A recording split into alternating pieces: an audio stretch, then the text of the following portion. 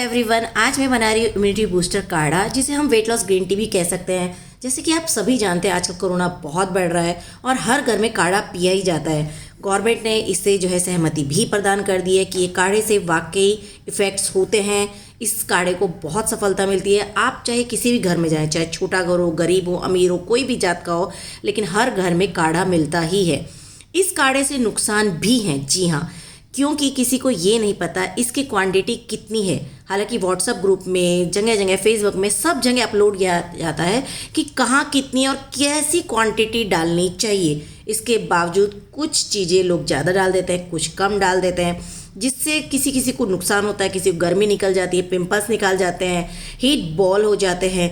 तो आज मैं आपको बता रही हूँ कि क्या सामग्री आपको कितनी मात्रा में डालनी चाहिए, जिससे कि आपको वज़न कम करने भी लाभ मिलेगा। और साथ ही साथ मैं ये भी जानकारी दूंगी कि आप इसे किस समय और कब लें। तो चलिए शुरू करते हैं।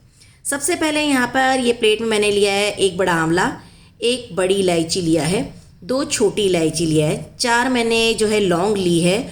यहाँ पे मैंने आधा चमचे से कम काली मिर्च और 1 चम्मच हल्दी, आधा चम्मच बड़ी मैंने अजवाइन लिया है और सिनेमन पाउडर मैंने 1/4 स्पून, अदरक लिया एक छोटा टुकड़ा और 4 से 5 पत्ते मैंने तुलसी के लिए हैं।